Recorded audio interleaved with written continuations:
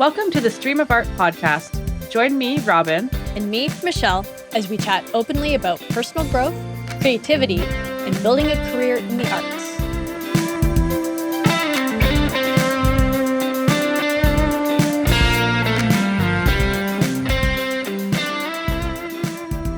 All right, hello everyone. Welcome to the 12th episode of the Stream of Art podcast. Today, we are going to be talking about personal philosophies that have helped us on our journeys. But first, as always, we're going to just do a little check-in with each other. So, Robyn, how did things go for you this week? It feels like the week's just been kind of like, it's been the same thing every week. Lots of painting. The painting that I've been doing has been increasing slowly because I have my daily painting and then I'm working on a couple of commissions and then I've also started that 100-day project. So now I just keep folding in more and more stuff. But the 100-day project has been really good. And it's been like, it's now feeling fun.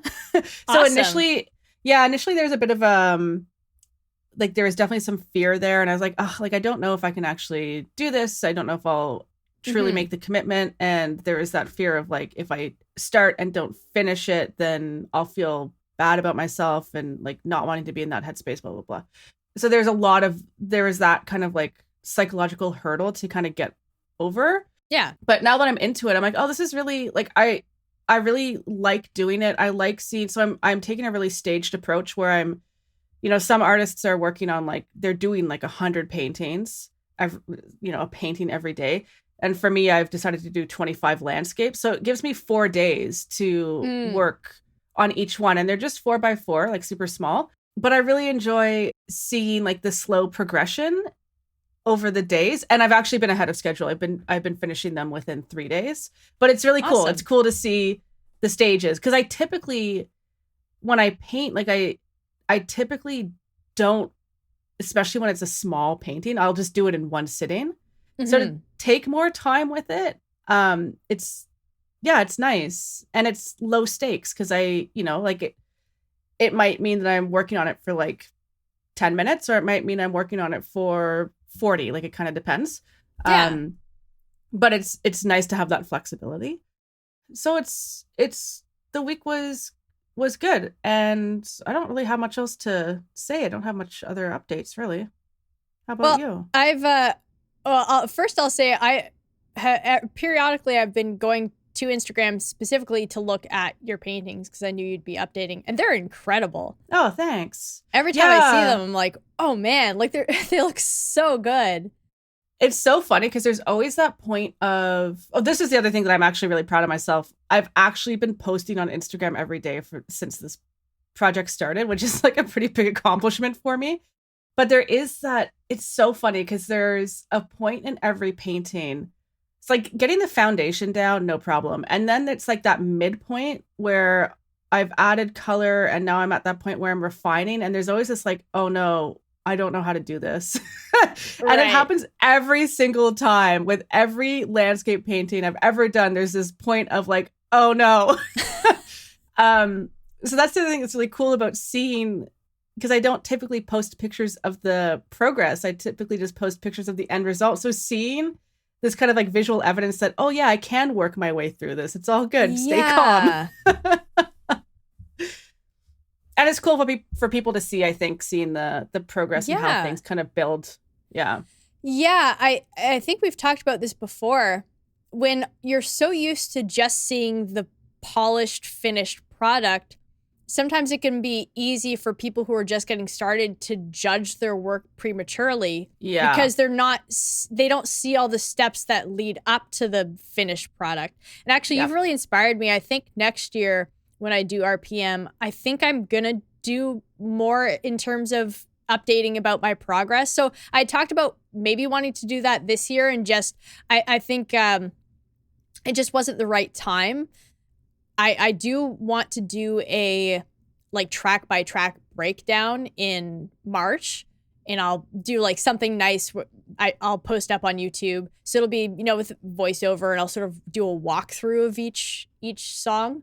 But I really love the idea of just doing these little updates. And I think I'd like to try to be better about doing that next year and keep it like where it's just Super I'm just easy. recording. Yeah, exactly. Yeah. I'm just Yeah, recording that's the something trick. on my phone from off of Ableton.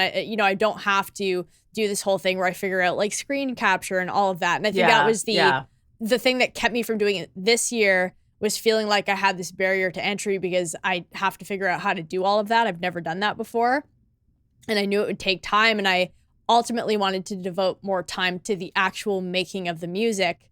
So I think, though, that would be a good thing to do. And then maybe do a follow-up walkthrough. I love the idea of going through and breaking down my songs, because I also like to look back on where they started. So like, you'll know I shared with you the little like initial seeds of all of the songs, but you haven't actually heard. I should send you a link to the website I put my album up on. It's just like a private link. Yeah. But I've shared it with a couple of people. It's how I share it with Courtney and the Patreon gang. So I can send you a link if you want to check out where they're at so far, and you'll be able to see like the different versions too. It's really cool. It's a website called Samply, and it's cool because you can have like each track and then different versions. So for each track, you can go back and sort of see. So I don't have like all the initial seeds up there, but you can see like early versions. So I might have, if some of them were still labeled like song 1, song 2, version 1.2 or whatever. And then you have like, once they get a track title, you see that and you'll see like the date and everything. So you can kind of like listen to how they've developed. But you can at least get an idea of where they're at so far. But yeah, I love the idea of just doing a little update thing to invite people into the process, because we talk so much about the importance of the process and how, things aren't always what they appear. Maybe right now something doesn't look right or doesn't sound right, but it is. It's just it's perfect for where you are on your journey with that work of art. Yeah. And so I think to invite more people into that process and into understanding what that's like, I think would maybe make a lot of people who are have some trepidations about getting into art, maybe it would make them more willing to give it a try, because they go, oh, that doesn't look great or sound great, but here at the end, then it's amazing, Yeah. So yeah, I think that's awesome. Kind of demystifying the act of creating something. 100%. Yeah. Yeah. And yeah, like I think I've shared this story before, where I was like, I was taking part in a course, and one of the women was sharing what she was working on, and she was so frustrated with it. Yeah. And it's because she was at the midway point. Yeah. And there's, I think most artists probably get here. There's always that kind of point of like, I don't know if I can do this. Yes. I get that all the time still. Yeah. And you have to power through it, and you have to have faith that you'll figure it out, because and once you've done that once, you can start to, it's that self-talk. It's like, I've been here before and I got through it, and so I'll get through it this time. And if I don't, it's not a big deal. Like, so the last painting that I posted, so I've only, my goal is to do 25. I'm on my third one now, but the second one was like that was a hard one, like for whatever reason. And there's still things that are a little bit off with it. I think it's good enough, and I'll revisit it if I have time. But that was one where I was like, okay, this is a struggle. It's so uncomfortable being in that space with a piece of work. Yeah. But that's part of the process as well. Like, you can't avoid it. Yeah. And I think eventually you learn to love it, because you know to expect it, and you know what comes out of it when you can sit in that discomfort of feeling like you don't know what you're doing, but then taking the time to remind yourself, well, I've done this before. You have all this evidence that you've figured things out in the past. Yeah. And then you push through it, and then you end up with something generally you're really happy with, or at least you end up feeling a lot of pride for having stuck with something even when it was hard. And so when you inevitably end up in those moments again, you learn to appreciate them for what they are and for what they have to teach you and to remind you. So yeah, there's a reason why we keep coming back to making more of whatever art we produce. It's it's not just for the sake of having a song or having a painting. Because once it's done, it's done. What you want is the process, because there's something thrilling about that. There's something so exciting about being right at the edge and just not knowing if you can do it, but then pushing forward anyways. Yeah. And then seeing that, I could do it. I could do it. Yes, that is a very exciting experience. Yeah. Yeah. Yeah, that's why I'm never going to stop writing songs. Yeah, challenge, I think, is... I mean, challenge isn't important to everyone, I don't think, but I like being challenged. I like pushing myself. Me too, yeah. Yeah. And I think when you're a creative person, there is something about that, about being challenged. It's... I don't know, this is not a fully formed thought, but I think I think often the people who are creative are the kind of people who want to understand themselves. And there's a sense of knowing that creating something helps you get there, and that being challenged is part of what sort of takes you to being the kind of person you want to be, or the kind of person deep down you can be. It's like this sort of voice in the back of your head that says, like, you can do a lot. And this is like a great way to tap into it. And creating in any way, for a lot of people, that'll be some kind of art for sure. But, for some people, there's so many different ways to be creative. And it's like whatever people feel called to do, that becomes this avenue through which they can explore themselves. I feel like for me anyways, I feel like, and I know this is true for you too, that there's this desire to be challenged in our art, and also to just challenge ourselves and to want to be better. Yeah. So I feel like that's probably something that most creatives have going for them at the same time, is this sense of like wanting to develop artistically and also develop as people. And that's the way through which we can, or one of the ways through which we can figure ourselves out. Yeah, that definitely resonates with me, for sure. Yeah, absolutely. Yeah, I think there's a clip out there of David Bowie saying something very similar. Oh, cool. Yeah, I'll have to see if I can find it. Yeah. So RPM, we're in the home stretch. Yeah, so I mean, it's coming along. I'm still struggling with my voice, although I feel like now it's finally coming back. I was telling you at the top of before we started recording, that I had written in our Discord early in the week on like Tuesday or something that I thought my voice was back. I'm like, oh, hey, it's back, guys. It's not back. Yeah, I had recorded vocals that day, listened back to them. They were not good. And it just, my voice was just, it sounded really rough. I was really struggling to sing in tune, which I don't normally, aside from the normal, I'm not always perfectly intonated, but I was really struggling just to hit notes comfortably that I normally don't have a problem with. And it sounded very weak and very thin. And so I've been throughout the week just kept trying to record again and again. And I spent so much of my time recording vocals, comping, editing, just trying to get something that I could salvage.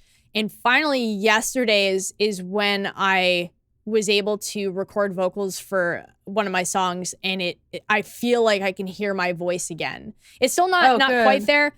Like I can hear I'm straining to hit some of the notes that I normally don't have any trouble hitting. So it's still not 100%, but I feel like it's coming back around. But the thing is that as a result, now I feel very behind in ways I'm not usually at this stage of RPM. So I have a bunch of songs that still need lead guitar. It's usually like one of the first things I add, but I have a bunch of lead guitar I still have to track. But I've been trying to prioritize the vocals because obviously that's the sort of main thing. I mean, otherwise the songs are still, I still feel like they're going to be ready to share by the end of the week.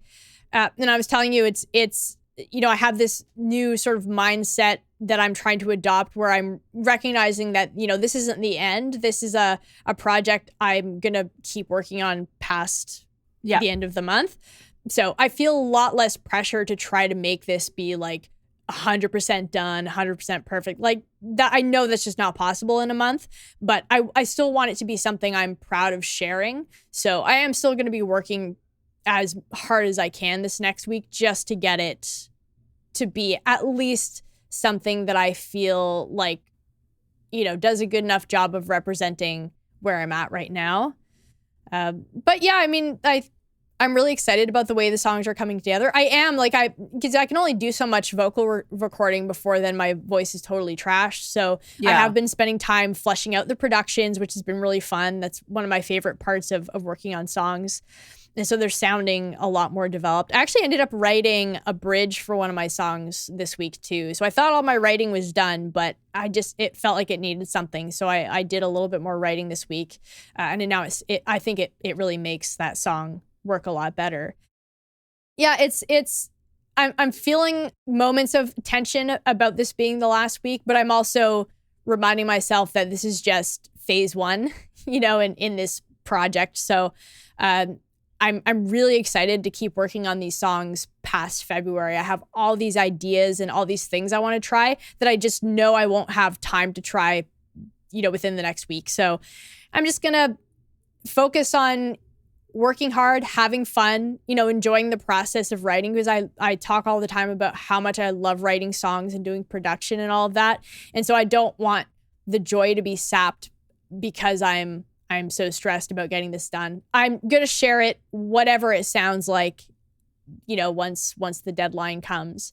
And then I'm going to just keep working on them. I'll probably need a little bit of a break, but I feel like I want to keep chipping away at them. I have lots of things I want to try and lots of production things I want to explore and experiment with. And I know I'll be able to get a lot more mileage out of those ideas with some more time. So yeah, I'm excited to get this wrapped up and to hear how they come out and to then share them with anybody who wants to check them out at the RPM stage.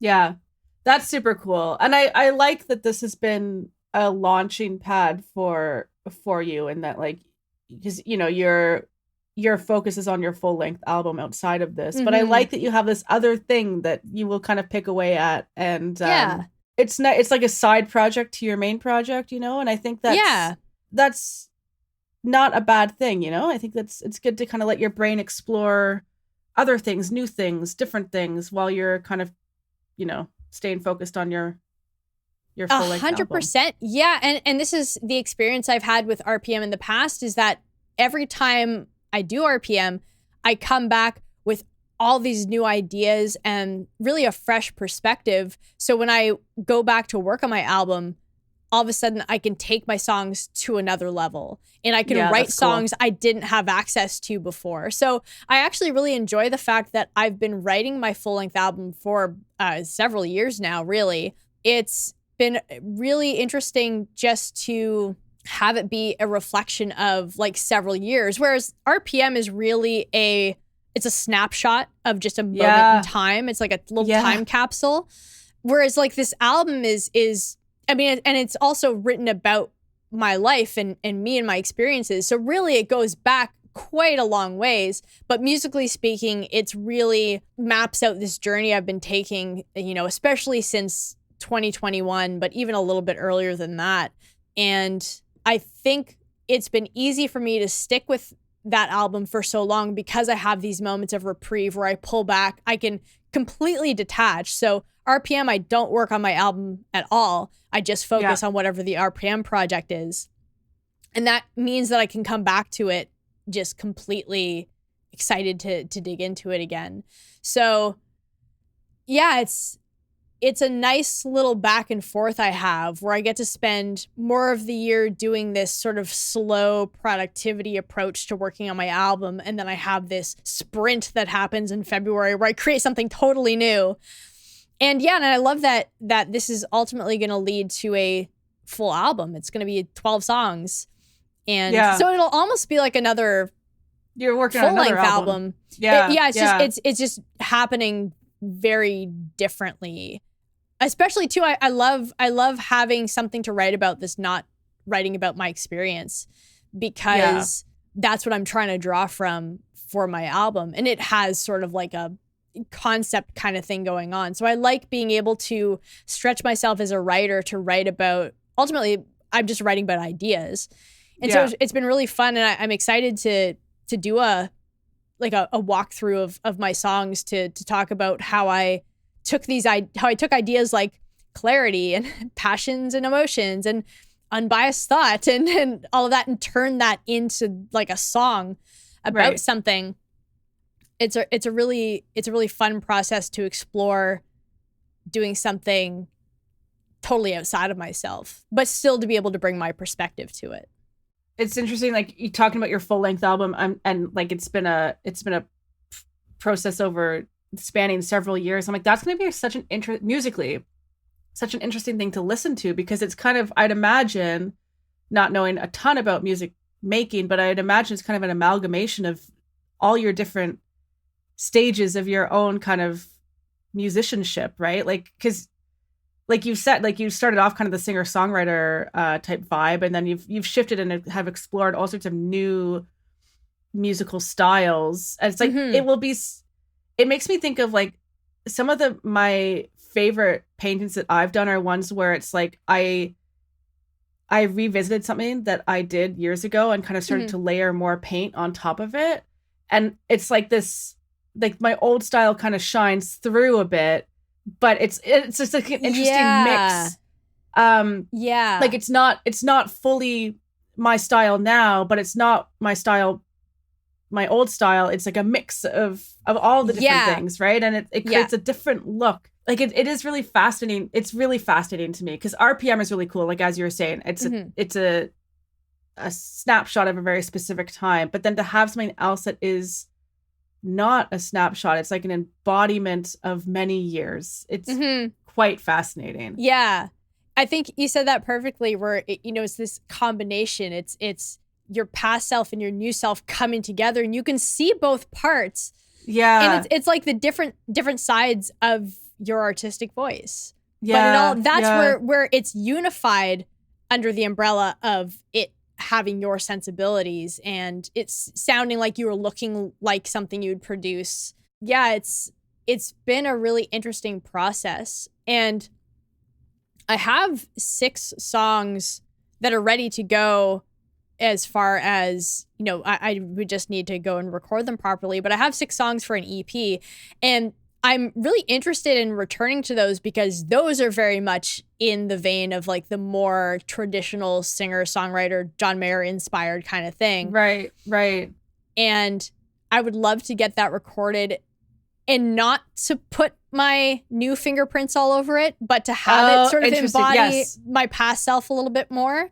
Right. I wonder if I would be able to do that and have it still feel genuine, or if it would feel like I was going back in time to a version of me I'm not anymore. I'm just curious. I might really struggle to do that, but I would love to someday go and actually go to a studio, get musicians to play on it, and like really make it something, because it's I feel like in some ways I owe it to my past self to make sure this EP exists, because I thought that was going to be my first.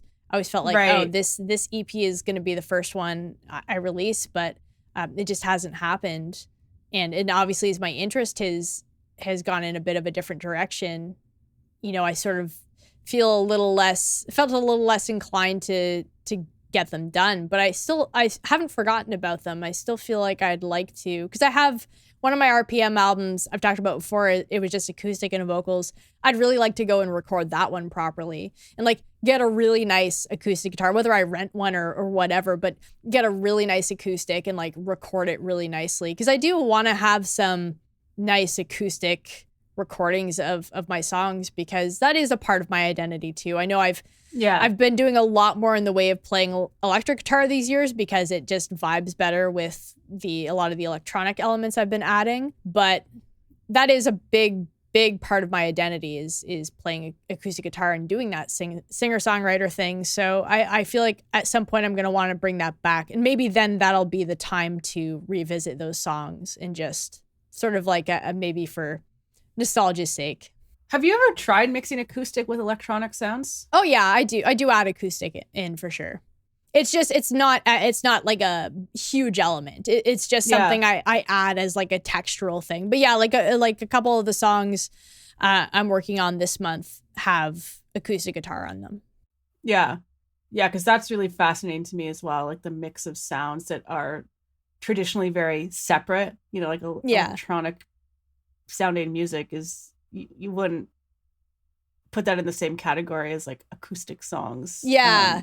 But like the idea of mixing those contrasting sounds is really interesting idea to me.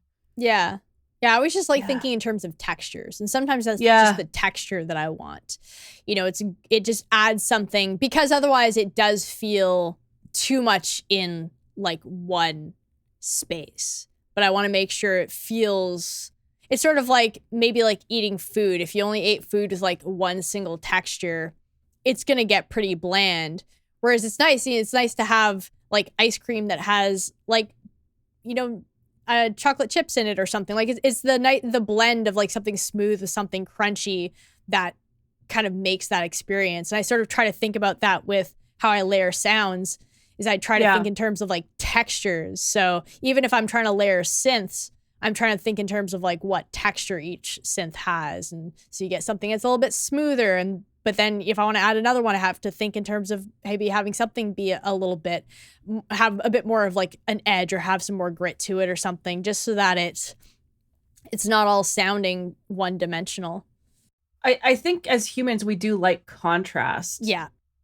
So, and a way of getting contrast is thinking in terms of texture, or like in my case with painting, it's thinking like color value, right? Like lights contrasted with darks, and texture plays a role as well. But like I do think that we gravitate towards things that have that contrast. Yeah. It just keeps our interest. It's like the novelty of something different. Well, it hits in a way that, like, if you had something that didn't have any contrast, it wouldn't have. We've talked about this before, and I don't know if we've talked about it on or off the podcast, but just like I think we have, or have I talked to other people? I don't know. I've been talking a lot about like feelings and stuff with people generally, but like without feeling the ups in life, you wouldn't, or without feeling lows in life, you wouldn't recognize ups, right? Like you need that contrast to register things.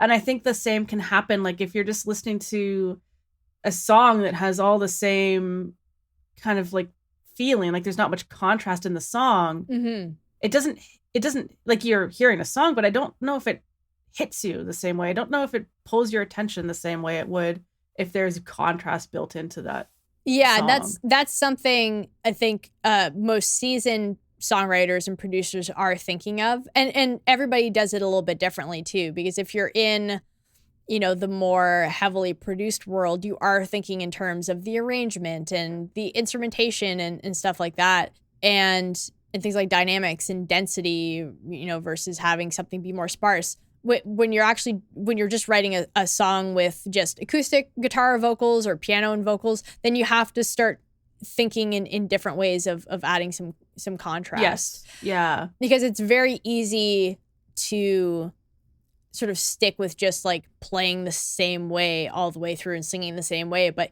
you have to find a way to do that.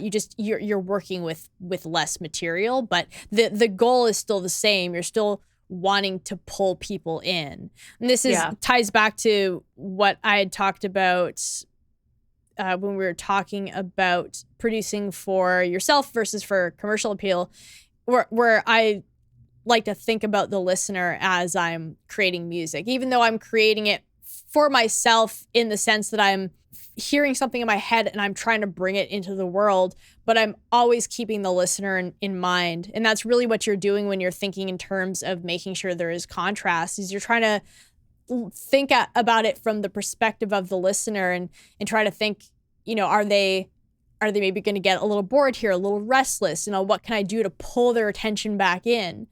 Yeah. So there's lots of things you can do to do that. And it's a really interesting way to approach creating something. I think it's a great way to also elevate it to that next level, is when you start thinking in terms of the experience somebody has when they're engaging with what you're producing, it just takes it to a much higher level. At least that's certainly what I've found with my music. The more I start to think about the listener, the better my music becomes. Yeah.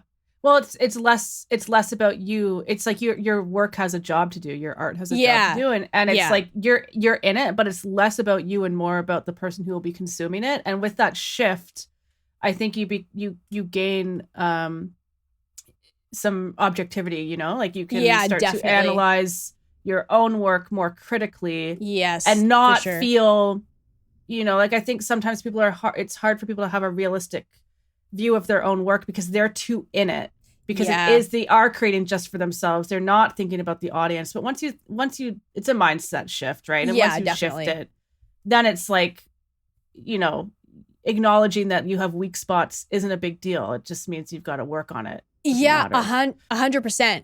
Yeah, and that it takes some time to get there. Definitely, I think when you're in the early stages of creating anything, there is a sense of it being really tied to yourself. So if somebody critiques your work, they're critiquing you, really. They're, you know, they're saying, well, this needs to be improved. But what they're really saying is that you're a terrible person.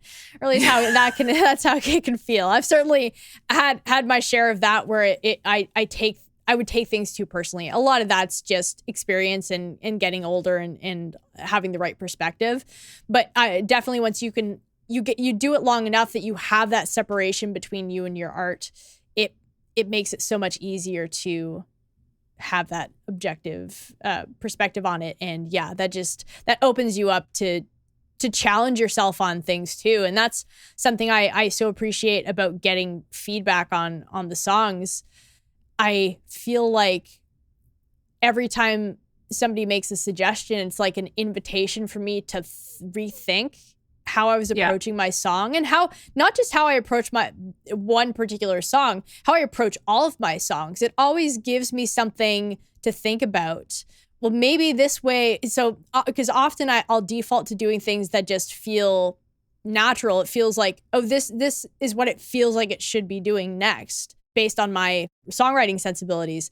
But I love having that challenge to be like, well, maybe I don't have to do it that way. Maybe the reason I feel the impulse to do it this way is just because it's become my default. It's almost like part of my musical tradition, but that should probably be I should be challenging that so that I'm not falling into these patterns where I'm just doing stuff just through memory or through muscle memory. I'm actively always making a decision in the moment that is intentionally designed to make that song the best it can be.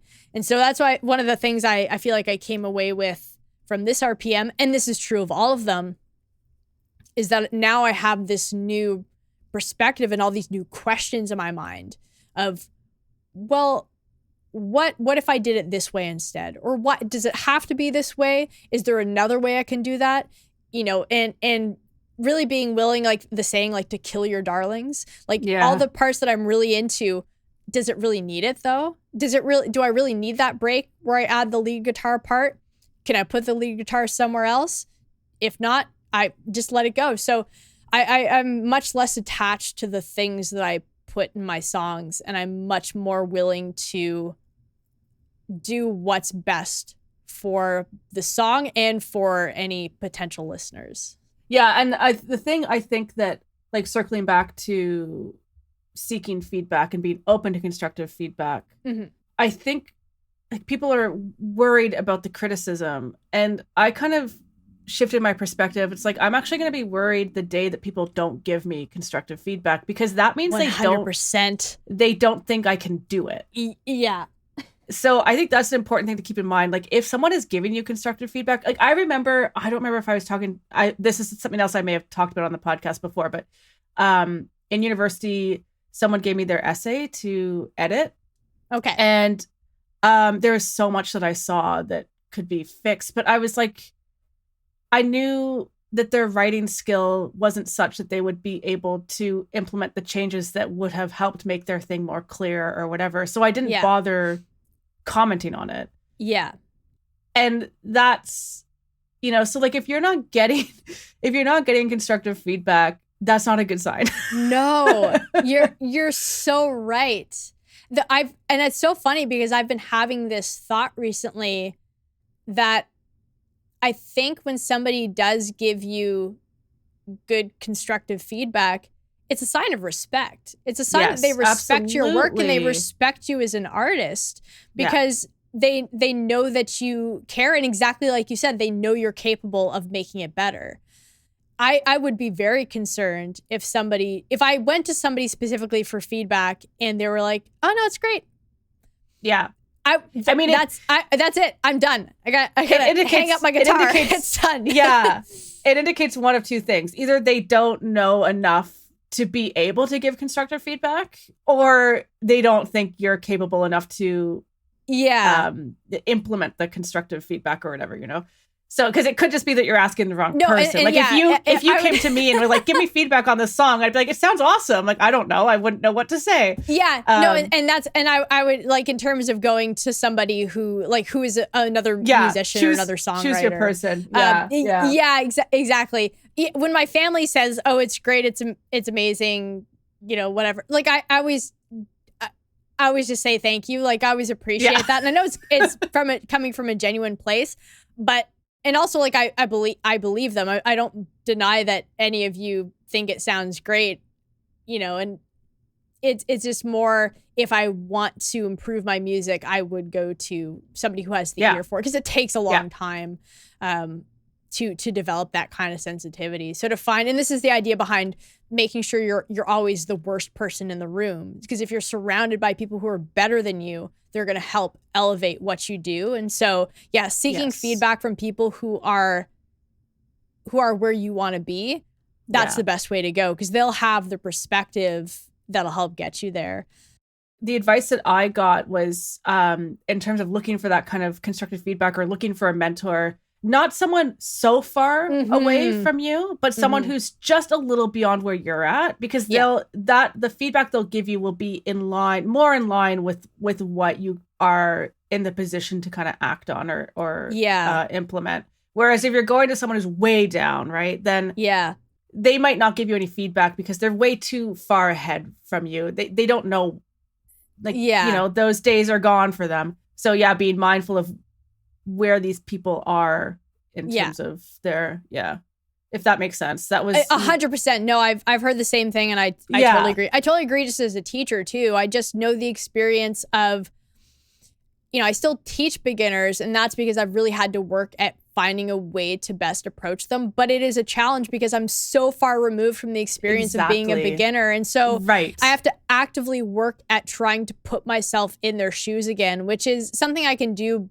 by learning different skills, and to like constantly be a beginner in different areas. But I find myself fighting the urge to just be like, okay, just do it this way. You know, I really have to try to get into that headspace of what is it like to really struggle with this thing that for me is as easy as tying my shoes. Like so I know from the perspective of a teacher, is it a challenge? So I wouldn't want to go to like the peak top person, but you know, you still want to find people who are qualified, but like accessible. Yeah. It's just funny. I was thinking like, teaching must be tricky too, because it's like with music, like you've grasped it fairly quickly. Like you have a natural kind of inclination. Is that the right word? Yeah. Probably not, whatever. Yeah. That's but the way towards I say it. Yeah, right. So it's like, I'm thinking of like my dad trying to teach me physics in high school. Like it wasn't successful. And I think it's because like for him, it always, like those concepts always came to him so clearly. Yeah. But for me, they didn't, but he didn't know how to teach to that, because for him, he's always just grasped it. Yeah. And as a teacher, that can be a very challenging. I'm speaking from having no experience teaching. No, but you're exactly right. Like it's something you have to work at. And it's funny because that reminds me of something my mom often tells me about my granddad, where if he was trying to help her or her sisters with like their math homework, my granddad was so smart and he's so good with math and numbers. And so he just got it. He's like, you just do this. But they didn't understand. And so my grandmother would be like, we have to break it down. He's like, I can't do that. Like, I don't know how to do that. I just get it. This is me breaking it down. Just do the thing. Exactly. And that was my experience at first. I remember feeling for a long time like, oh, I feel like anybody can learn guitar. Like anybody, it should, you just have to do the work. It wasn't until I started teaching that I realized there is a definite difference in people's natural ability. I still believe, obviously, you have to put in the work. Like, I've worked very hard, but it sort of gave me a lot of empathy for people who struggle with that. And it gave me an appreciation for the fact that I didn't have to struggle in a lot of the ways that beginner guitarists do or beginner musicians do. When I get a vocal student and they just cannot match pitch to save their lives, like, to start from that low on the ladder, it's very challenging. But of course, you work through it and you get there. And I'm always the most impressed with the people who stick with it, even when they're really struggling in the beginning. They always improve, and their experience with it is always, really fulfilling. It's your relationship to art doesn't necessarily have to be hindered by your ability. It's really about your engagement with it, and your ability just improves with time. So teaching, I really have to actively work on learning how to break things down. But that's also it's part of why it's made me so much better as a guitarist, because lots of things I did without thinking, I now have to be able to articulate what I'm doing. And it's been really eye-opening, and being able to take a microscope to my technique and to how I do things and how I understand things, and it's just made me so much better. And it's a fun challenge. It's one of the things I love about teaching is it's like problem solving, which is something I really like doing. Every time you have a student who just doesn't grasp something, it's like, an opportunity to try to explain it differently. But I feel like we could talk about, that would be like a whole conversation we could have about teaching and teaching art, and for me teaching music. But I think teaching is such a wonderful vocation. There's just so much that can be gained from it, like from both directions. Yes. Yeah, for sure. So our big topic for the day is personal philosophies. I'm really interested to hear about yours, because I know I've talked a little bit about mine, specifically, being a student of Stoicism, but I'm really interested to hear what philosophies you have adopted or embraced, or what, how your philosophical views are evolving. I don't even know how to answer this question. Like, I guess, because like I don't really have, it's not something I've ever thought about. I don't know if I have any sort of philosophies in terms of specifically like creating art, but I do have some strong like beliefs around the importance of creativity. So whether you call that a philosophy, I don't know, but there's kind of like these bedrock ideas that are just part of me, and I will, like, how I choose to be creative might change over the years, but these ideas are so fundamental to who I am at my core that they will always be there. They will never change. And and a lot of them we've actually already touched on in this episode. Oh, amazing. I fundamentally do believe that our creative endeavors have a role to play in our own self-discovery and self-actualization.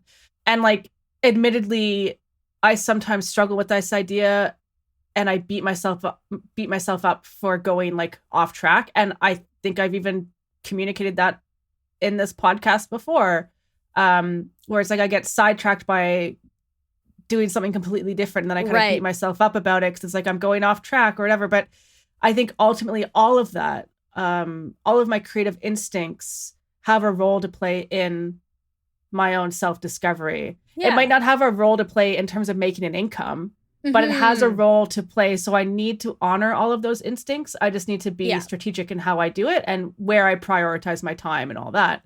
So that was kind of, that's one really, really strong belief that I have. And kind of along that, I do believe that we're all creative in some capacity. And we've talked about this before too. We're all creative. It's just the tools that we use to express our creativity may look very different. And I think one of the most disappointing things is the way in which we talk about creativity and contextualize creativity, because we always, creativity seems to be linked to the arts. And I think this is changing, because you hear about like creative thought and creative thinking in terms of business and stuff like that, but there seems to be a really strong tie between creativity equals artistic. But it just, I mean, creativity at its core is creating something from nothing, which can apply to like everything in life. Yeah. Like every invention ever made has been an act of creativity. Thoughts, techniques, theories, all that stuff, creativity has a role to play. So it's just interesting how, and it breaks my heart that the schools aren't emphasizing creativity. You know, like you see like arts funding gets cut, but not just arts funding. Like, I mean, I don't know how things have shifted, because I mean, I know in my high school we didn't have there was no courses on like the trades, which is another thing, like carpentry. I mean, that's creativity. Yeah. Like you're building something from nothing, and it's really doing a disservice, because I think it is part of the human experience. Yeah. And whether we recognize it or not, I do believe that all people seek out some sort of act of creativity in their life, like that. Like I'm trying to think of the people that I know, and it's like I think I can identify a way in which they have creativity in their lives, right? Even if they don't label it like that, ultimately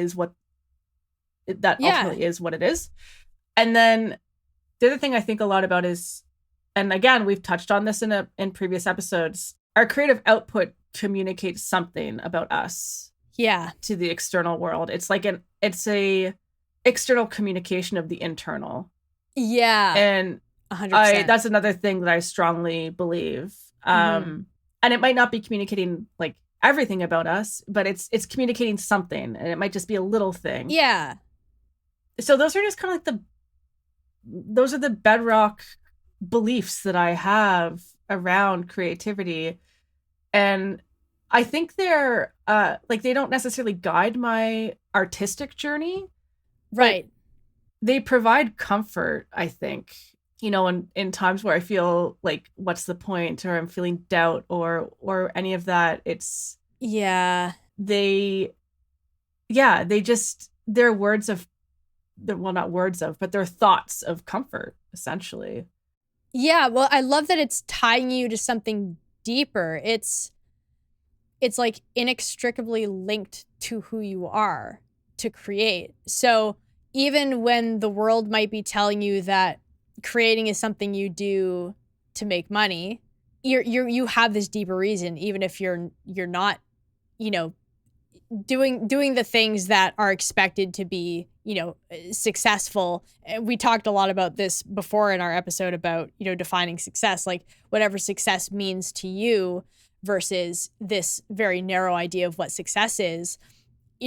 How many people are put off from creating art because they have this very limited idea. Whereas if there's this understanding that, oh, this is actually, it's innate to who I am to create in whatever way makes sense to me. And it's a way of discovering myself and growing, and it's a way of expressing myself. I think people would be more inclined to do it. And I love that it's something that you take comfort in, that you can come back to, because it is tough. It's creating anything. It gives you so much, but it can also be really draining. And so you do have those moments where you might question why do this at all, but then to have that reminder to be able to say, well, this is who I am. How could I live any differently? This is what else are you going to do? Are you just going to stop creating? Are you going to stop growing? Like you can't. It's something, and certainly you'll have moments where you need to replenish your creative well, and maybe you do that by withdrawing, but you're always going to come back. Yes. And I think what's so intriguing to me is, like, for me, my creative outlet is art. Yeah. And yes, I will always come back to that in some capacity. And it might not always be visual art. It might shift to writing at some point. Yeah. Right? Because that's the other interest that I have. that's not super active in my life right now, but I could see myself revisiting. Yeah. But what's so fascinating to me is like looking at other people and seeing like, okay, what is it in their life where their creativity is coming into play? And I think like right. There's, there might be people who listen to this that aren't artists at all. They're just like their parents. They have their job and their parents. So I'm like, well, you brought a child into this world, or you've adopted a child, or however that happened, but you have a child. You're kind of creating a person. Yeah, like, that's so true. Yeah. They have their own personality and they have their own, thoughts and their own ideas and their, all of that. So you don't have full control over this, of course, creature, but that's an act of creativity, I think. Yeah, and I agree. The creativity you have to bring to parenting, like, yeah, thinking of all the ways in which you need to have kind of like creative problem solving, or like coming up with creative crafts to engage your toddler, or like all of that. So I wish we just kind of broadened it. Yeah, definitely. Opened our mind up a bit more, because like the thing that kills me is when people say like, oh, I'm not creative. Like it absolutely kills me. Yeah. Because I just don't believe it. I think you are. You've been trained to not value the way in which you're creative. Like we've been conditioned to think of creativity in such small, narrow box, but it goes so much bigger than that. And I think if people could embrace the areas in their life and say like, yes, that's actually that's an act of creativity right there. I think they'd actually be more open to exploring other avenues for creativity, because they would have that confidence. Because to say I'm not creative, like I'm not creative, think of all the things that closes you off from. Most things, really. What doesn't rely on some level of creativity? Yeah. Yeah, you're so right.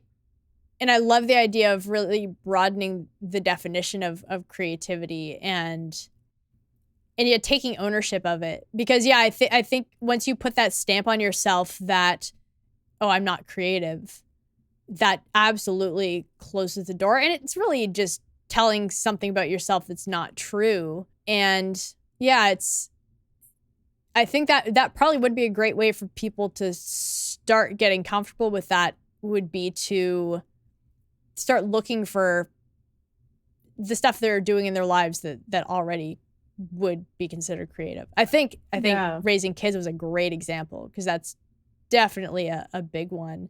And talk about something that can be rewarding and draining. Yeah, 100%. Yeah. I think everybody, even somebody who does office work, I think there's probably a lot of opportunities to be creative, and again, problem solving is, and maybe that's part of the reason why I like problem solving so much, is that it's pulling from the part of me that likes to create things, that likes to, create something from nothing, to recognize that there's a problem and go, well, there's a solution somewhere, and let's try to find it and explore different avenues. And that can bring a lot of satisfaction to everything you do. Something like cooking is a really good example. I mean, if you're stuck with not very much in your fridge, nothing makes you more creative than trying to put together things you've never put together before. And I mean, I'm sure we've all had the experience of finding a meal that we really enjoy that just was born out of, necessity, because we didn't have anything else and we weren't shopping until, the next day or two. And that's creativity. It's rampant through our lives. I never thought of it. I never thought of that before, like in terms of cooking. But I'm like, oh yeah, I've done that before too, where it's like, okay, I've got to make a meal for myself and I have like 5 things in the fridge. Yeah. Yeah. And I think, because what I've heard before, and I've talked very passionately about this before in a previous episode, because I'll hear people say, like, they look at my work, they're like, oh, like, I can't do what you do. I'm just not creative that way. And it's like, no, you're not a good artist. Like, you're not a painter. That's what you're telling me right now. Yeah. And you're not a painter because you haven't been doing it. That doesn't mean you're not creative. The two are not synonymous. Yes. Oh my God, 100%. I think that's the thing. Because what you're doing when you're saying, oh, I'm not creative, like, it's a cop-out. You're making an excuse for yourself. And so just own it. Like, you don't need to be good at art. I wouldn't expect you to be a good painter if you're not if that's not something you're actively engaged in doing. Yeah. But it has nothing to do with creativity. I hear that from people all the time, that I'm not musical. And I would argue that everybody's musical. But I love that. Say, well, you're just not a musician. And because you haven't done that. I love that. And it reminds me of, there's this book I read called Musicking by Christopher Small, I think his name is. And I ended up writing a blog post about it. The idea that we are all made to make music. You know, this idea that it's only for a select few people isn't correct. We're all built to make music. I mean, there's certainly like a whole thing to be said for accessibility, of course, like that's an issue. But the idea that we're all innately either musical or not is just not the case. It's about whether, because it's all, like we've talked about before, it comes from that same place. I think my desire to make music comes from the same place as your desire to make paintings, but it's just we just channel that energy and that desire differently. But it's all like the same inherent need to make something beautiful. You know, whether that's a song or a painting or a math equation or something or whatever. Yeah, it's kind of interesting because it's like we're not all.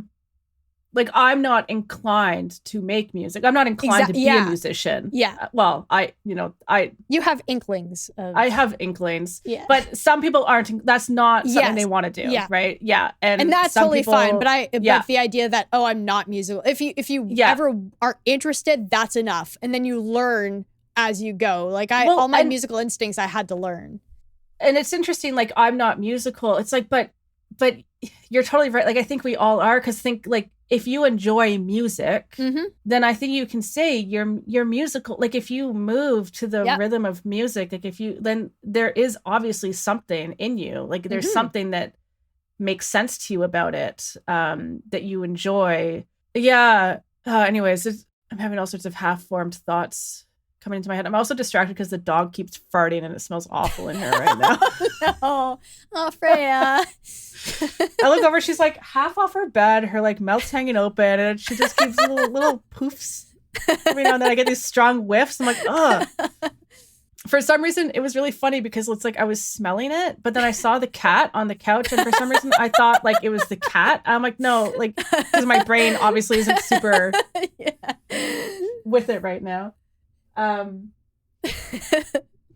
Yeah. So anyways, that's just one of my, like, I don't call it my pet peeve. Like, I'm not, it's not it's one of my missions in life.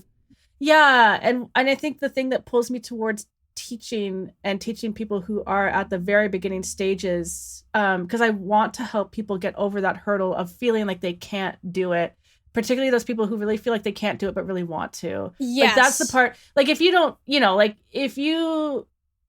for people who are like, oh, I'm not creative, I would never be able to do that, but they don't really want to, like that. Yeah. Like, okay, you're using the wrong kind of language here, but whatever. But for those who, they look and they're like, oh, I could never do that, but they really want to try. And they don't feel like they don't feel like they're creative enough or whatever. Like, those are the people who I want to find and just give a big hug, and I'll be like, just come, I will show you. Yeah. I'll show you. I will lead the way. Do it. Yeah. Yeah. I love that. And I've often felt that as far as doing that same thing for musicians. I'm not sure if I'm the best person to do that. Again, because I feel so, not just so far removed, but just also for what I'm interested in, I feel like it might not resonate with a lot of people who are just starting out. Yeah, you have a different kind of niche that you're trying to hit. Yeah. So I want it to be accessible still to people starting out, but I recognize that it might not resonate. Yeah. You have there's a different priority for you than sorry, the dog. Than what my priority is, right? Like, there's a different driving force there. And for me, the driving force is really trying to show people that they can they can paint if they are interested. Yeah. And I feel like you're the exact right person to do that. There's just something about your whole way of being that I feel like you you make art feel accessible to me. I have no interest in painting at this point, but I feel like if you put a paintbrush in my hand and showed me how to do, like, I feel like I trust you enough that I would be able to get there. Right. So I feel like I'm really excited to see what you do going forward with that, with workshops, with anything else you choose to put out to help artists, because I feel like you're like just the right person to make that work and to push people to do it, but to do so in like a very gentle way, so they don't so that they feel like they can manage and make it through, because it is a challenge, but I know you'd believe in them enough to make them see that. Yeah, and I think the strength that I have is that, like, I don't know if I'm good at teaching. I've never done it, but I think what would serve me is just how the variety of art that I am interested in, and the variety of art that I actually do paint too, right? So it's like, yeah, I don't think I have no definition of like what is good art. Like, I love it. I mean, I do. Yeah. Like but in terms of like I love landscape, I love abstract, I love landscape abstract, I love things that are muted, I love things that are monochromatic, I love those things that are colorful, I love things that are just black and white. Like, I have I can see art in so many different styles, and have an appreciation for different styles and artistic sensibilities and things like that. So, which, if you're trying to introduce people to painting and they're feeling they're trying to do a landscape and they're feeling like they're really struggling, they're not, and it's not resonating. It's like, well, maybe that's not actually what, maybe that's not the thing that's driving you. Maybe there's something else that you really want to do with your work, but you've come to landscape thinking this is the thing, but maybe actually abstract is the way you want to go. Yeah. And so I think because I have experience painting a lot of different things, I can help kind of guide people through that process of landing on a way of painting that feels exciting to them and feels like a natural fit, Yeah. So I think part of the problem is people come to painting and they're early on and they're really struggling and they're frustrated. And I think sometimes it's just you haven't quite landed on the thing that feels natural to you. And like, for me, it's interesting. Like, so for me, I started painting and I painted abstract. That was my entry point into painting, because that's what felt natural to me. And it's funny because that is still the thing that feels natural to me. Landscape painting doesn't come as naturally to me, but I'm drawn to it for whatever reason. Right. And so the entry point was abstract. And that's where I kind of got my creative confidence. And then I could sort of push myself into the area that didn't come as naturally, but I wanted to explore, right? And so just because you start off one way doesn't mean that's the way you're going to grow. It's just like, find the thing that feels easy enough for you to do so that you keep showing up to do it. Yes. And then slowly, once you gain that confidence, you can shift the way you need to over time, right? So I don't know. I got off on a tangent, but that's great. But yes, I'm excited to eventually teach for that reason, hoping to help more people into this avenue, I guess. Yeah. You might even want to consider talking about your philosophies around creativity. I think at the same time that you're helping people explore painting, to instill in them this idea that they are already creative might be really helpful for people who are completely new and maybe are, middle-aged or older, especially, where they maybe feel like, oh, it's too late for me or whatever, but they get just the confidence enough to go and do your workshop and to be able to say, oh yeah, you're already creative. You know, I feel like a lot of people it really help them. The other thing that is striking to me is, and going back to kind of like, oh, I'm not musical. Well, it's interesting because, like, for people who say that, if they were to hear a song of someone singing off key, would they pick up on it? It's like, absolutely they would. Because, and it's the same with, like, people think they're not artistic or they don't know how to paint.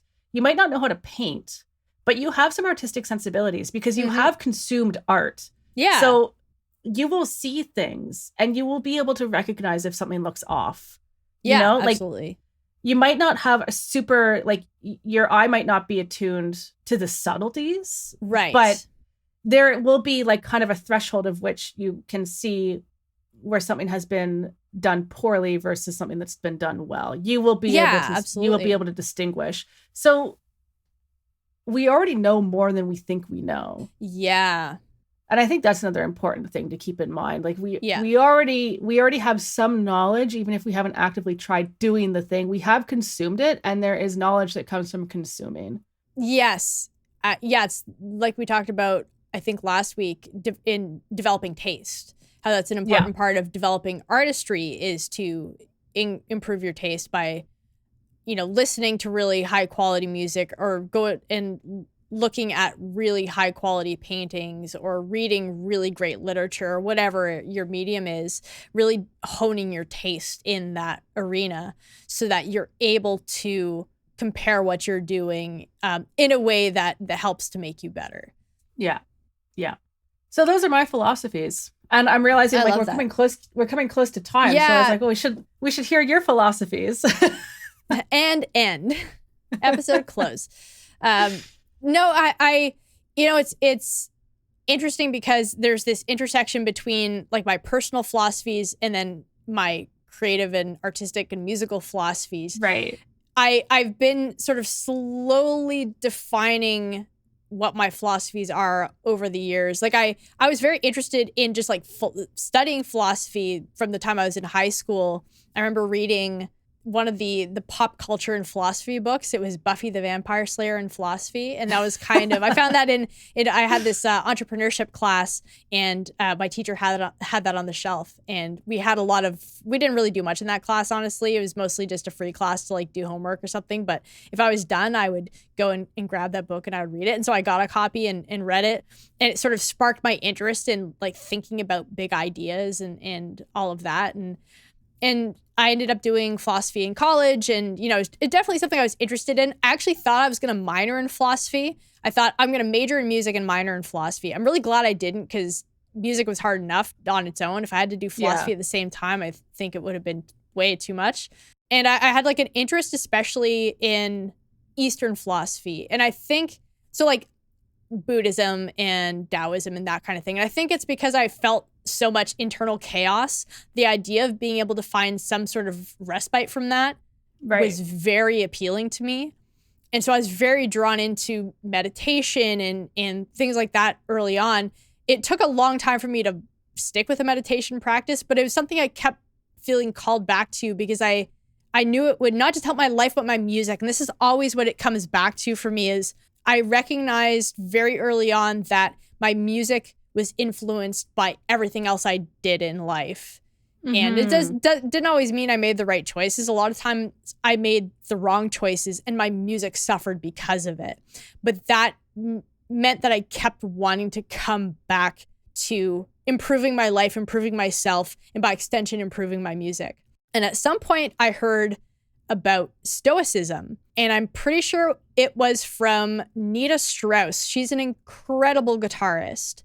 And I was following her because she's a guitarist. And of course, I was interested in what she was doing on the guitar, but I remember posted one point about being interviewed on The Daily Stoic, which is Ryan Holiday's. Now it's like a podcast, and he has a website and a newsletter, and he's got a bunch of stuff. But at the time, it might have just been an article. And so that was my sort of introduction to, well, maybe not my introduction. I'm sure I learned about Stoicism when I was doing philosophy in college. I had like 4 philosophy courses. So at some point, I can almost guarantee I learned about it. It just didn't click at that time. But that was sort of the first sort of little seed that got planted. But it wasn't for a while until I came back to it. I was listening to Cal Newport's podcast. He had Ryan Holiday on, and that kind of put him at the top of my to-read list. Although it still took me a while. It was actually after playing Assassin's Creed Odyssey that I became obsessed with like everything Greek. So like Greek history and philosophy and all of that. And so then I went and actively got Ryan's books. So the Obstacle is the Way, Ego is the Enemy, Stillness is the Key, are like his 3, like the 3 good ones to start off with. And then I got the books from like the 3 main Stoics. So Marcus Aurelius, Seneca, and Epictetus. I got their main works. And eventually started reading through them, listened to the Daily Stoic podcast, started really practicing, ended up doing the New Year, New You challenge in 2023. I met all of my Stoic friends that way. We have this group that we're a part of where we meet up and talk. And so it's something I've been actively practicing. And it's really helped my musical world. So it's given me some structure, and it's really aligned with the things I always sort of felt like I knew. So something for me has been, that music and creativity and all of that requires work. It requires discipline. That's always something I've believed to my core. I think that's my favorite word is discipline. I think it's just always something that's resonated with me. It's part of why I love being a musician. It's that there's this discipline inherent in honing your craft. And so I had these really strong beliefs around that, around having a practice, around reflecting. And these are all things that are baked into Stoicism. It is a practical philosophy. It's something you have to practice. So right there, that really lined up. And as I've honed my Stoic practice of, reflecting and journaling and reading and putting into practice in my daily life the things that I'm learning, it's helped my music as well. All of that's bleeding through.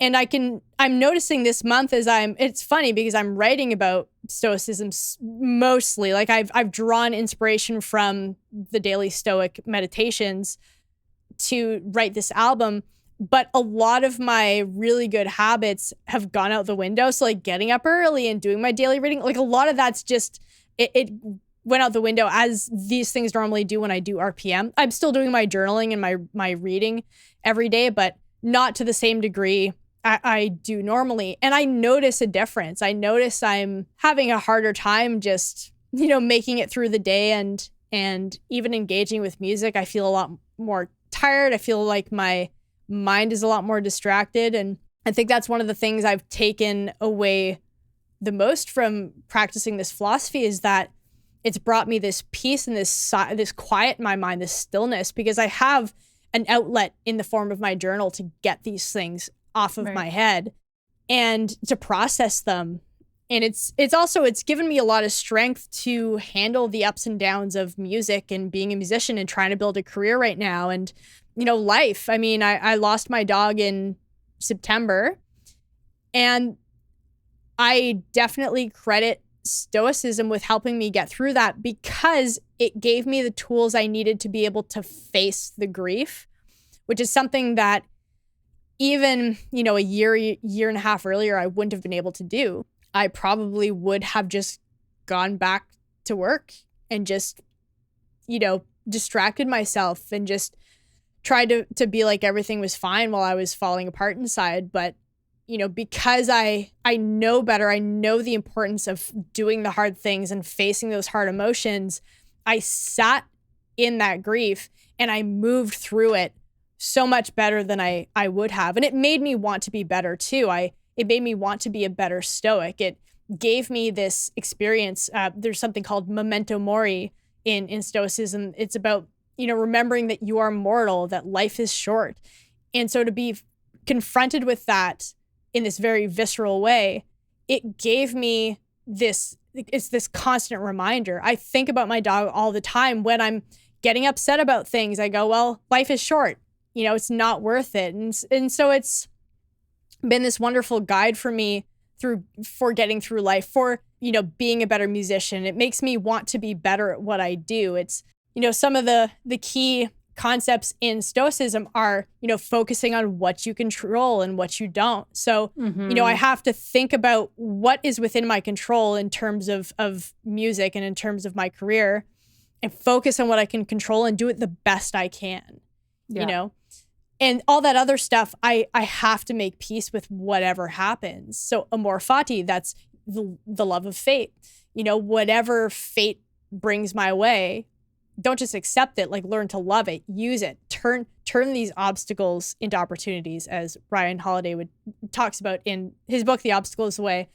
So, I think when you are an artist, especially one who is trying to build a career, you need a lot of resilience and you need something to fall back on, because it is such a rickety career. It's not like you have very little career stability. So you need some kind of alternate source of stability in your life. And this has been what's given it to me, is having this very concrete philosophy, thinking about making sure I'm focusing on the things that matter, keeping the main thing, not letting things that are distracting draw my attention away from what really matters. Focusing on not just being a better musician, but being a better person too, because I think I went a long time where I was focusing on music at the expense of other aspects of me as a person.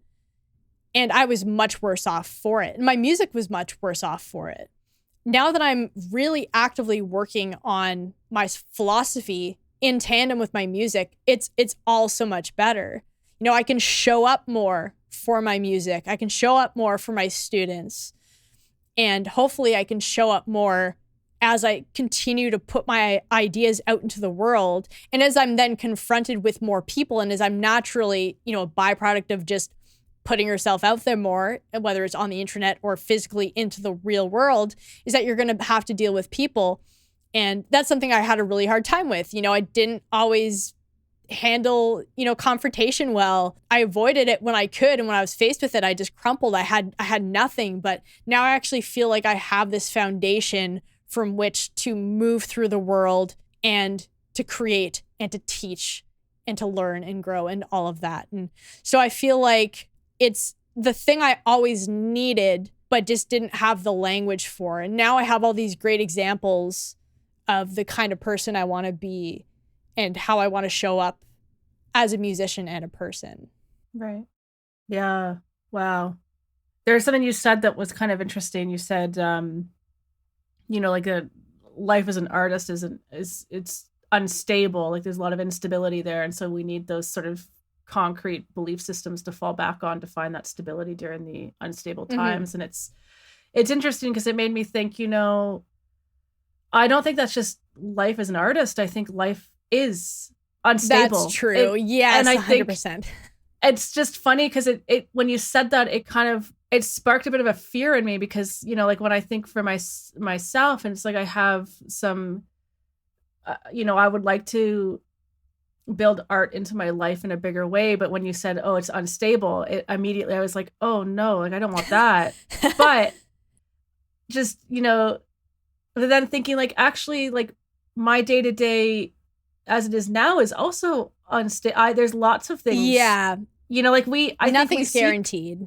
We seek stability in the things that we do, but if those things have other people involved, then they're going to be, there's not going to be the level of control that we seek in those things, right? Definitely not. Yeah. And I think becoming comfortable, and I think this is I think a Stoic philosophy is like becoming, you already mentioned it, becoming comfortable with the lack of control. Yeah. Exactly. That's something that I really struggle with. And because I have a lot of anxiety, it makes it very challenging to be comfortable with lack of control. And I fight against. Same. Like you should see my Notion database that I've created for myself to kind of keep things organized and controlled. And there's a fear of like going down certain roads because I'm not sure how to deal with potential outcomes. Yeah. And it's that fear of if I lose control of this situation, I won't be able, what will I do? Yeah. So anyways, I know a little bit about Stoicism, and it's not something I've looked into much further, but like it's from a philosophical perspective and like from like life philosophies, it does seem like a really great like belief system essentially, right? Like it's Yeah, and that's certainly been my experience. Like I definitely recognize that Stoicism's not the be all end all. Like you can find, and that's the one of the great things about Stoic philosophy is that it's not like I'm subscribing to a particular religion and I have to do that at the expense of everything else. Like the people in my Stoicism group, they come from all different kinds of backgrounds and beliefs, and we're all unified by this desire to just be better people and to show up more in the world and to feel more at peace and more comfortable and more confident and more resilient, but it's not, you're not limited to just following, the Stoics. You're free to explore and actually encouraged to explore all other avenues of philosophy. You'll find lots of overlap too. A lot of these ideas, are expressed in Eastern philosophy as well. And yeah, it's something that's just given me this stable footing, because I was definitely somebody who, and I still am, it's something I'm constantly having to be on guard against, is needing to be in control. And really, I mean, I've missed out on a lot of life because I didn't want to have to face things where I felt like I was ceding control. Like I didn't want to give that up. And at the very least, if I kept myself small and in my little space, I was in control of the stuff around me. Yeah. But it's like, what a sad existence it's been. You know, I feel like I could do so much more. Yeah. That is, I mean, what you just said there, keeping yourself small, that is a huge, like, realization for you to have had that you even did that in the, like, and I think so many people do this where they keep themselves small for fear of what happens if I grow out. Like, what repercussions does that have in my life? And like this is kind of veering into like fear of success conversation. Yeah. But that's something that's been kind of on my mind a little bit lately too. And I've been kind of thinking about, you've put it so succinctly though. I haven't conceptualized it that way, but I have been kind of thinking about, like, how have I been holding myself back, and where have I not let myself go because of fear? And put it another way, like, how have I kept myself small, and what has that meant for my life? That's a great question for everyone to ask themselves. Yeah. I would love at some point to have a full episode talking about stoicism, and with actual, like, I want to put something together with some practical ways to apply it to your life. But of course we're talking to artists, so anybody who is, you know, wanting to show up more in their lives artistically, to be able to put something together for creatives. I've been thinking about doing this for musicians anyways, so it'd give me a good excuse to really dig into that and really take the different principles of this philosophy and give some practical applications. Yeah. But anyways, I'm gonna have to run soon, so we'll do our little wrap up. So what are your plans for the week? Same. So I'm excited that, like, so I was doing my daily painting still that I started in February, the beginning of February, as a continuation of the January project, and I'll be done those, which is nice because then I have the 100-day project to focus on. It's been a bit much doing both of them. So that's good. So that, and then working on the commissions will continue. And that's it. Like, that's other than life stuff, but yeah. Yeah. Dealing with a gassy dog. Yeah, exactly. Oh no. And then I'm assuming it's RPM last week. The RPM wrap up. So I'm hoping I don't have to have too many late nights again, because I feel like I've really embraced this perspective of, you know, this is not meant to be perfect. It's meant to be a representation of what I did this month. So I just want to make sure that the songs are, you know, polished enough that I feel like I'm happy to share them, but I recognize that they're going to sound very different a year from now as I continue to chip away at them. So yeah, I'm feeling I'm feeling pretty good. I get moments of anxiety thinking about all I still have to do, but generally once I'm actually sitting down and working on the songs, I feel pretty good. I'm in my happy place for the most part. So good. I think there's magic in RPM, especially in the last week. There's something about it. It just always comes together. And yeah, and then this time next week I'll be done, and it'll probably feel pretty great. Yeah. So I'm looking forward to that. But I have to not get too ahead of myself and just remind myself that there's still so much work to do. So just to stay focused, just take it one day at a time, be in the present. Don't get too excited about spending all next Saturday playing Baldur's Gate. Right. And sleeping probably. And probably making more music. Both good things. Yeah. All right. I think that's it. So thank you for listening to another episode, everyone. You can send questions and comments to streamofartpodcast@gmail.com. You can follow us on Instagram. We are at streamofartpodcast. And you can follow Robyn's Instagram too. She's posting her paintings. I'll add a link to your Instagram in the show notes. Yeah. Please feel free to join our Discord. There, again, will be a link in the show notes. And yeah, I hope you all have a great week. And we will see you in the next episode. Bye.